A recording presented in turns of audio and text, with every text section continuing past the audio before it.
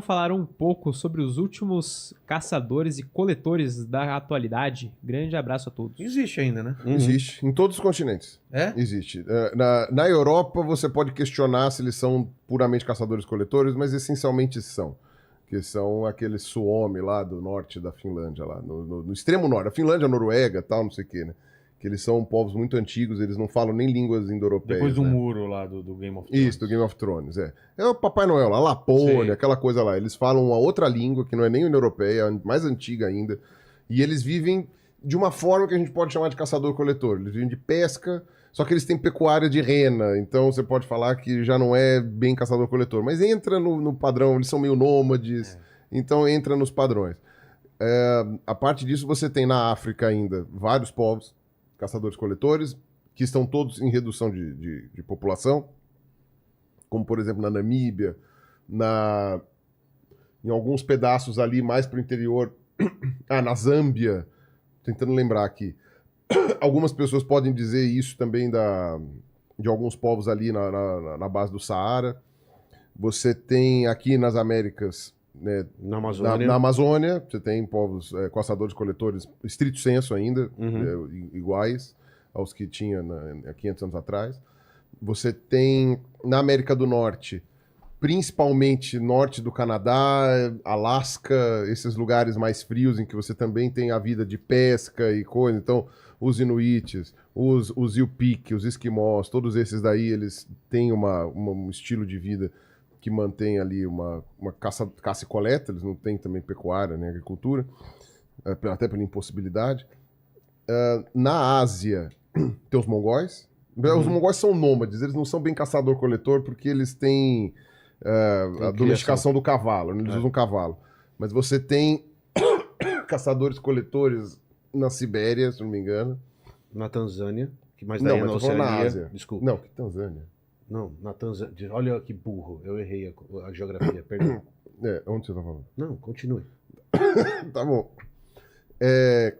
Tem alguns povos no Sudeste Asiático, alguns povos na Indonésia.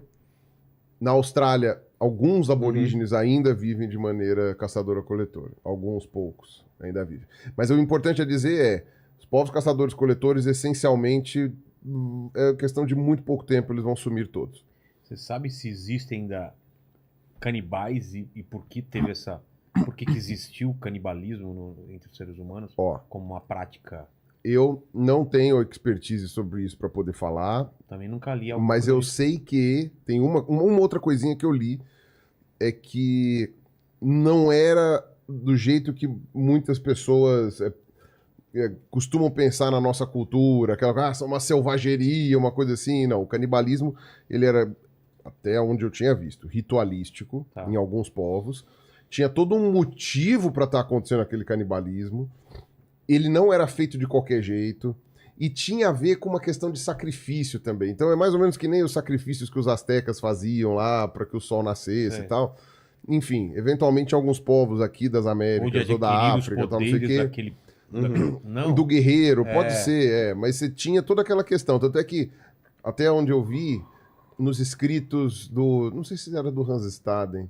Eu ia comentar falava dos tupinambás, que eles pegavam, que aquela pessoa que era canibalizada trabalhava para eles por um tempo, mas ele ganhava várias regalias. Eu falava, ele vai ser canibalizado, então não sei o quê. Então, eu vou te comer, então eu te trato bem. Exato. Então, comia melhores comidas, bebia das melhores bebidas, transava com as mulheres, se fosse homem, enfim, tinha todas essas escolhas aí. E aí depois, no dia da cerimônia, tal, não sei o que, era feito, e aí aquele corpo depois era dividido, eu não sei. Mas tinha toda uma questão ritualística. Então, a princípio, é uma questão cultural. Nós tivemos um Robinson Crusoe, digamos assim, brasileiro. Imagina você conversar com alguém que esteve em 1520 no Brasil. Relatos importantíssimos, até de povos indígenas da época. Nós temos. Teve um alemão que em 1520 veio para o Brasil em busca de aventura e foi capturado por indígenas brasileiros. E conviveu entre os indígenas, achou que seria devorado, achou que foi um canibalismo com ele, porque os indígenas estavam tinha rixa francês contra português, né? estavam tentando colonizar o Brasil.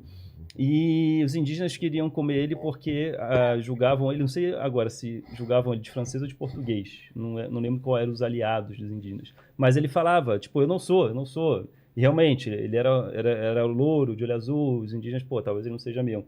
E aí ele meio que foi poupado, digamos assim, e ele conseguiu depois ser resgatado e sobreviveu para contar a sua história. Ele rodou ali no meio do Brasil, região de Bertioga, e é Hans Staden, é um registro de 1520 de um cara que rodou entre os povos indígenas no Brasil. Obviamente, você tem que ter cuidado com a leitura, porque ele era cristão, então é a visão dele daqueles povos. Obviamente ele vai condenar, né? Cultuam os deuses errados, mas rola um exagero de algumas coisas, né? Voltar pra Europa e falar, mano, você não sabe o que aconteceu. Exato, assim, né? Eu pesquei um peixe que era desse tamanho. É importante você ter esse filtro, mas não deixa de ser um relato muito precioso dessa época, né? Poucas pessoas conhecem esse livro.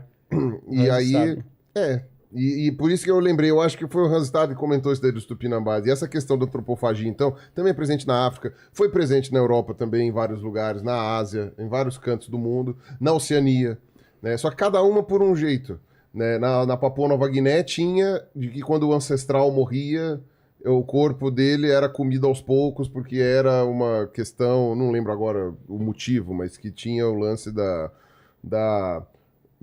de voltar, tipo, como se fosse o ancestral oferecendo a carne para ele, mas aí o ancestral já tinha morrido, eles não matavam para comer, o ancestral morria e aí eles faziam.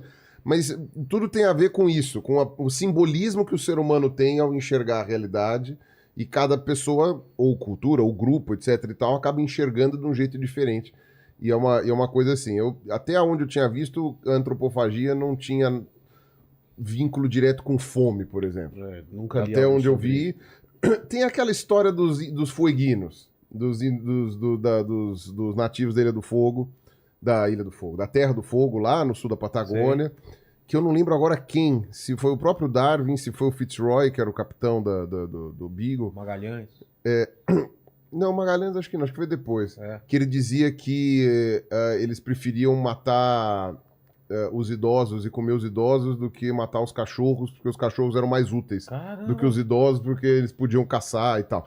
E a gente sabe que esses povos lá do sul da Patagônia tinham um cachorro domesticado de uma outra espécie, uma espécie aqui sul-americana, não é a mesma espécie de cachorro lá que foi domesticada na Ásia, e que hoje não existe mais. Esse cachorro foi extinto junto com os povos lá da Terra do Fogo. Na verdade, você ainda tem alguns aldeias lá de nativos na Terra do Fogo, mas os idiomas se perderam e parte da cultura. Mas é provável que isso seja um relato preconceituoso também. Não, preconceituoso. Um relato tipo assim, olha, cara, os caras preferem matar a avó do que o cachorro, porque o cachorro caça e a avó não serve pra nada. Né? Possível que isso seja um exagero, mentira, racismo, ou sei lá o que, né? Mas é o mais provável. Mas tirando isso, então eu acho que não há nenhuma relação do canibalismo com fome. É uma questão cultural que alguns povos desenvolveram. Me parece que faz mais sentido mesmo. Não porque se tinha uma caça mais fácil do que é mais fácil você matar um animal do que matar outra pessoa. Não é da nossa não é do ser humano comer outro ser humano, não é do animal também, na teoria, comer outro da mesma... Exatamente, porque a gente tem o simbolismo. E o simbolismo... Não, mas os animais, por exemplo... Ele deixa... Então, os animais têm. Animal tem pra cacete. Não, em outras espécies pra cacete. É mesmo? Você pega o leão, por exemplo, eles têm canibalismo com infanticídio ainda. Cara... Não, é sério, Vilela. É difícil achar espécies que não têm canibalismo